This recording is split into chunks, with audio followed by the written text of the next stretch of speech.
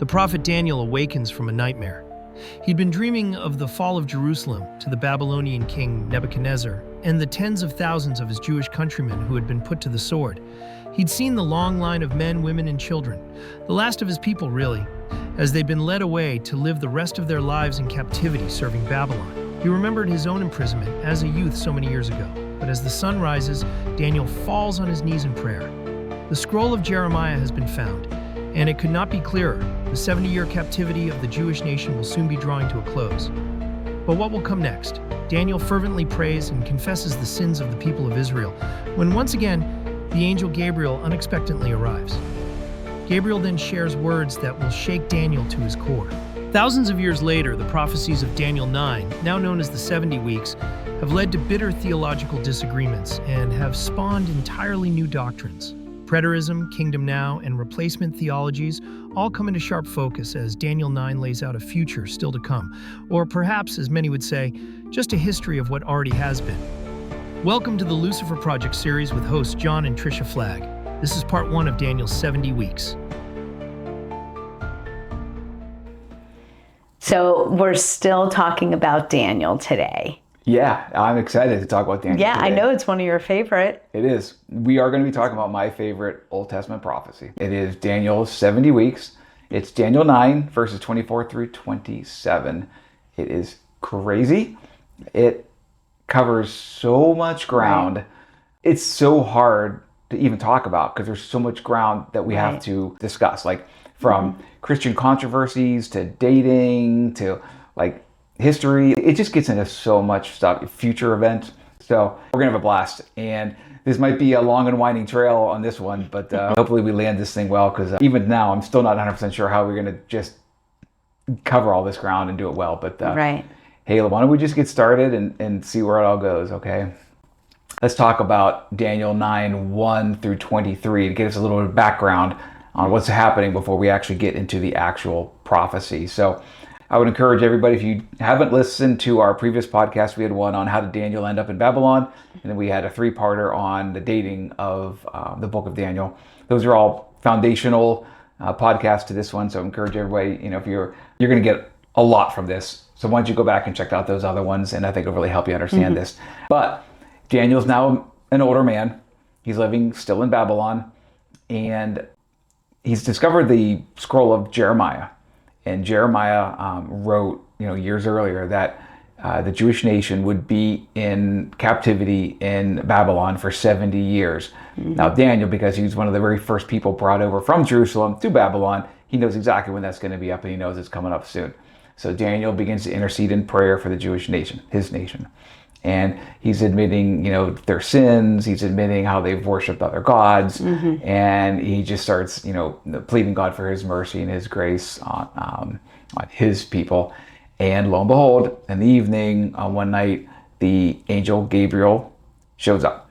Now, Daniel has met Gabriel in the past, and so he knows who he is. And Gabriel comes and brings this message, which we now know as Daniel's 70 weeks. So that's a little bit of the backdrop. Here's where, right off the bat, things get a little crazy with this, because you and I have to make a decision. How are we going to read this scripture? For the folks that are listening, they probably never heard Daniel's 70 weeks before. I'm guessing a lot of Christians haven't read this. I understand why. We have to make a decision. Are we going to read this as what's called a futurist? Or are we going to read this as what's called a preterist? And that debate is a very healthy and ongoing debate within the Christian world today. We are going to talk about it afterwards. We're going to go through this whole scripture first, and we're going to talk about futurism versus preterism. But you and I are both futurists, and so we're going to read this scripture as a futurist. So for everybody's listening, please understand that we are specifically doing it from a futurist perspective. We will talk about it afterwards, preterist perspective. Right. So Daniel 9, verse 24, the fun begins. 70 weeks are determined for your people and for your holy city to finish the transgression. Right off the bat, 70 weeks. It's not 7 days. This is not a week as we know it. The Hebrew word there is a collection of sevens. You need to infer, is he talking about days? Is he talking about years? In the Old Testament, it's actually, for that same word, it's done both. And so it's almost universally accepted that Daniel's talking about years here. So we have 70 collection of 7 years, or 490 years. Does that make sense? Yes. Okay. So 490 years are determined for your people, Israel, for your holy city, Jerusalem. to finish the transgression. Do they still exist? Of course. So do you think the 490 years is up? No. So this prophecy has not been completed. Correct. Correct. Okay. And it says to finish the transgression. Are people, well, specifically maybe in this case, is the Jewish nation still transgressing against God? Yes. So that is still has yet to be done. To make an end of sins. Okay, I'm going to move through. Obviously, there's still sins. To make reconciliation for iniquity. Is iniquity still going on? Yeah, absolutely.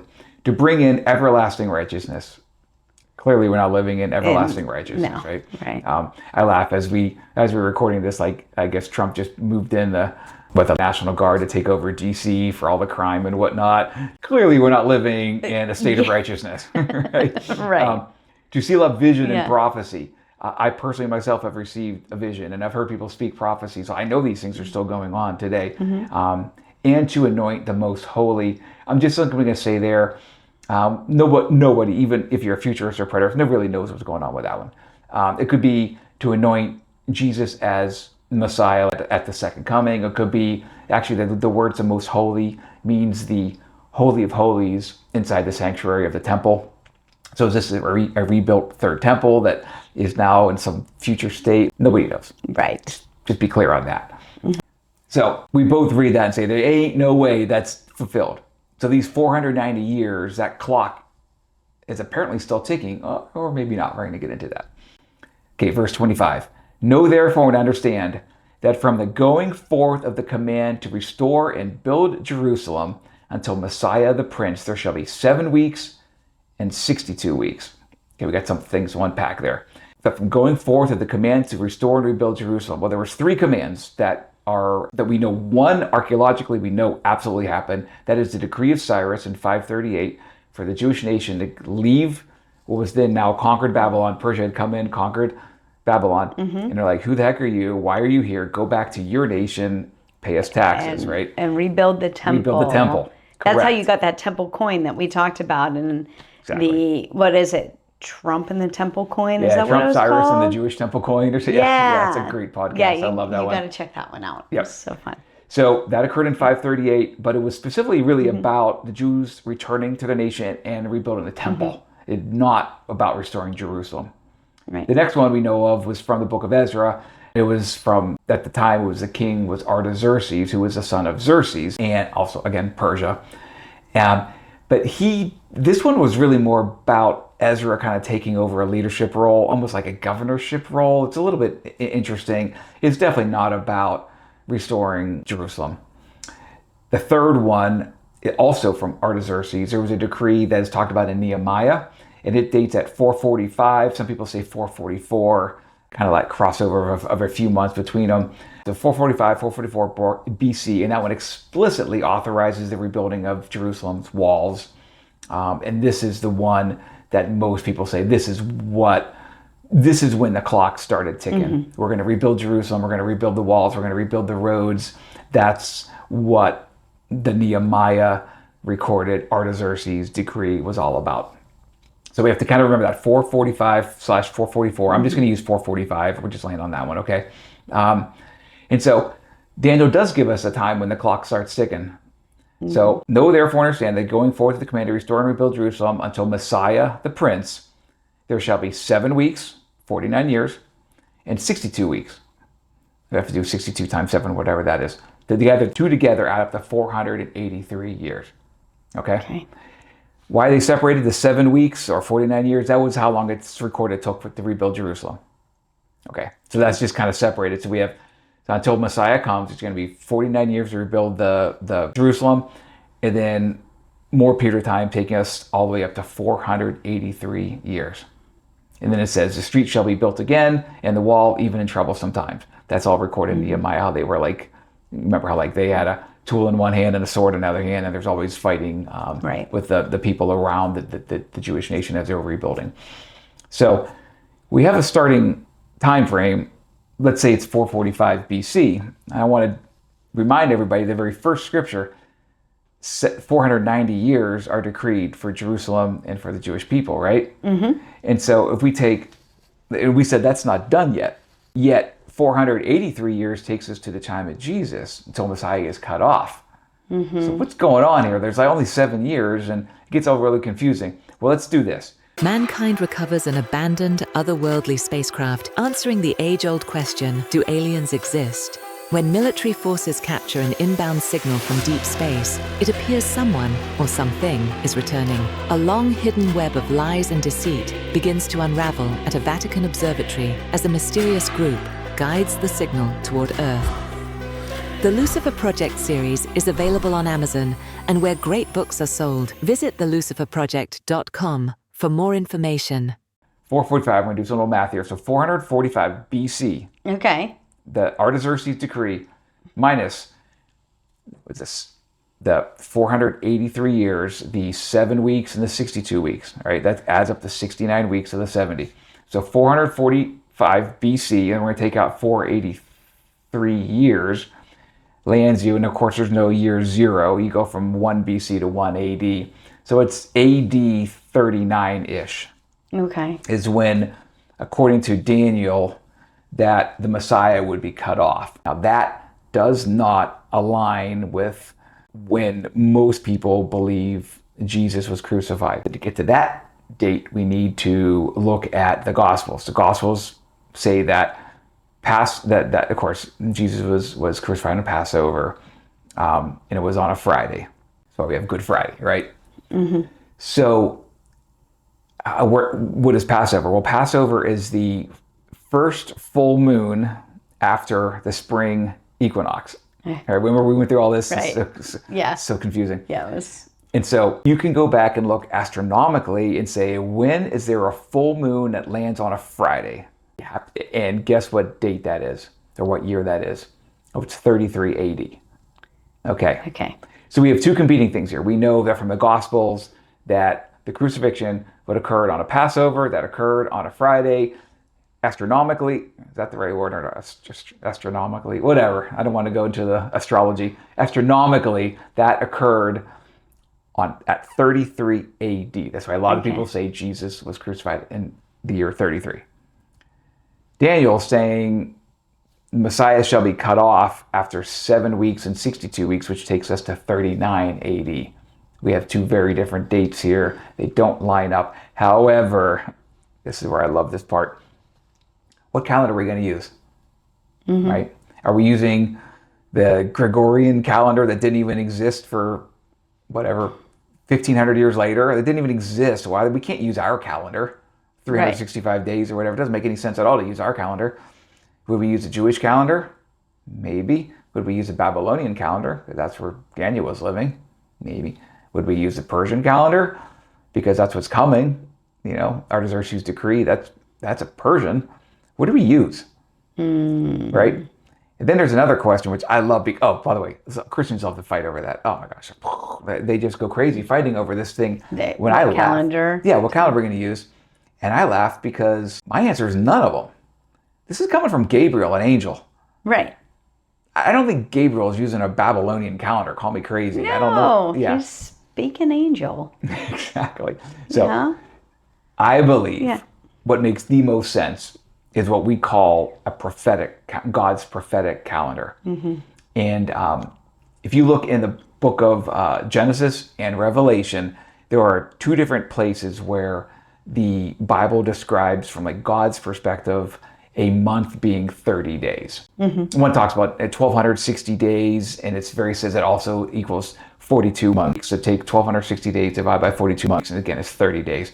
And then the Noah's flood story talks about a month being 30 days. These are all it's very clear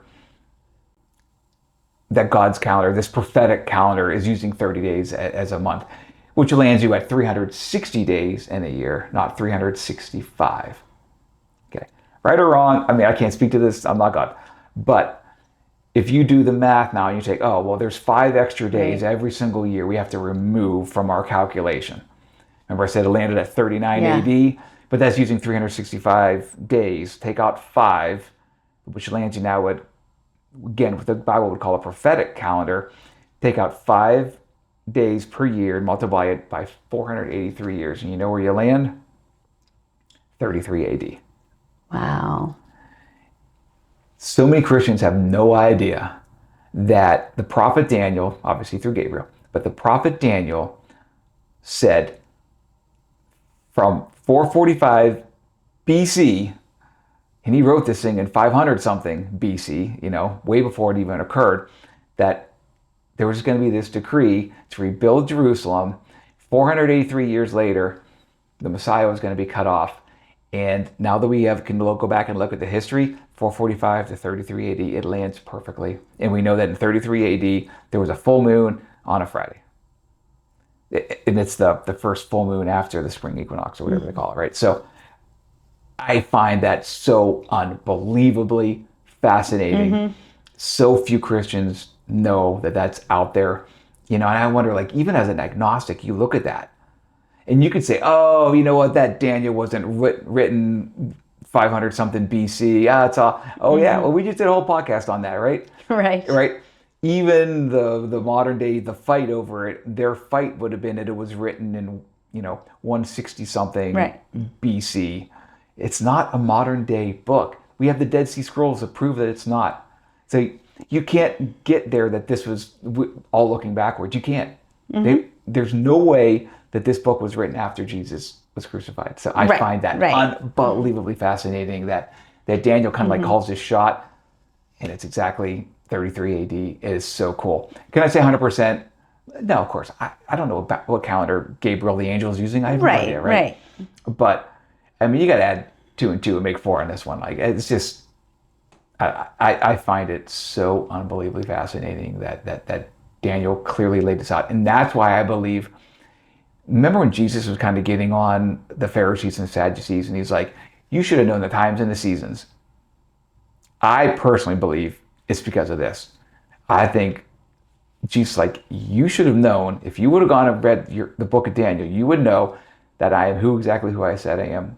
And you should know that you're doing exactly what, your father, Satan, wants you to do. It's like, I find it super cool. Do you got anything you want to add to that? Like how that lands with you? No, I agree with you. It's super cool. And I have nothing. Come on. We'll throw up some, like, we're not the first one to figure this out, right? There's been other people that have figured out. They've made these little charts. So we're gonna put one of these charts up so people can see it themselves, and it is so cool. Here, there's debate. Other people use one of those other Artaxerxes decrees. You're gonna see other ones out there, but this one just lands too perfectly. I just think it's so unbelievably neat.